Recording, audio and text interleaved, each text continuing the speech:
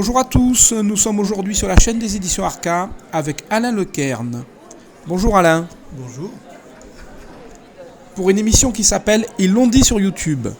La citation du jour est une citation d'André Suarez, illustre écrivain du début du XXe siècle, né à Marseille en 1868. Il possédait une langue, un langage, un style absolument merveilleux. De Suarez, il faut lire notamment Le voyage du condottiere. Alors Alain, peux-tu nous lire la citation s'il te plaît ? Bien la voici. Je plains ceux pour qui il n'y a pas de mystère. Ils n'ont de mystère pour personne et aussi peu de vie à proportion. Alors, qu'est-ce que ça évoque pour toi ? Ça t'amuse ? Ah oui, ça m'amuse parce que je pense à cette racine. D'abord, le myste qui est un initié dans les mystères d'Éleusis.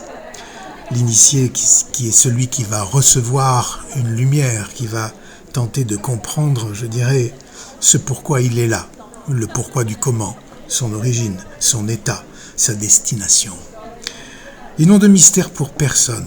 Effectivement, ils sont à plaindre parce que quelqu'un qui n'a pas de mystère n'a déjà pas cette envie de dépasser le quotidien.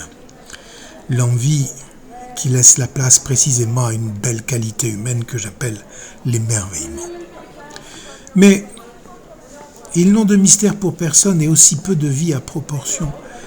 Oh là là, qu'est-ce que c'est vrai cette histoire ? Parce que quelqu'un qui a le sens de l'émerveillement, eh bien, il va exister de manière un petit peu particulière. Et là, il faut peut-être faire une différence entre vivre et exister. Exister, étymologiquement, ça veut dire être hors d'eux, être à l'extérieur. Et je fais une différence entre vivre et exister.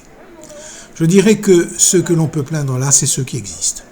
Parce qu'ils sont hors d'eux, hors de l'essentiel, hors de la transcendance, hors précisément du mystère. Le mystère, c'est quoi ? C'est ce qui reste à découvrir. C'est précisément ce parcours, c'est le pourquoi que le petit enfant répète à sa satiété, à ses parents, quand il veut savoir quelque chose. Et pourquoi ceci et pourquoi cela ?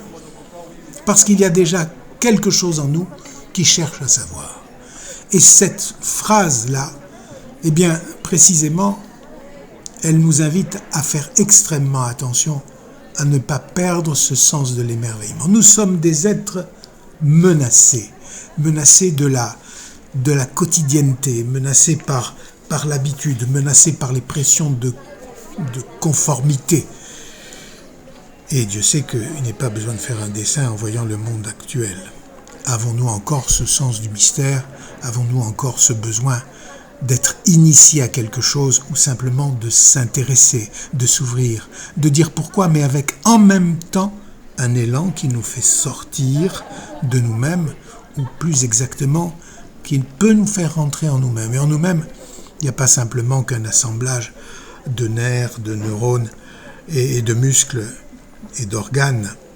Il y a aussi quelque chose qui a trait effectivement au mystère et qui nous pousse à savoir pourquoi.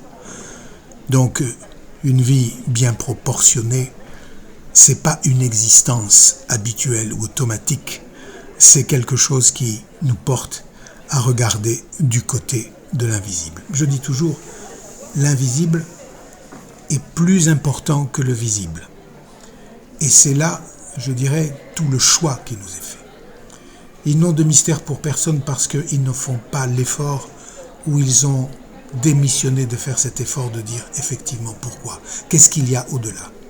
De toute façon, la vie s'arrange toujours pour venir toquer à la porte et au travers des épreuves, des surprises, des douleurs et au travers de la souffrance, nous invite parfois à dire « Oh, réveille-toi ». Essaye de comprendre ce qu'il y a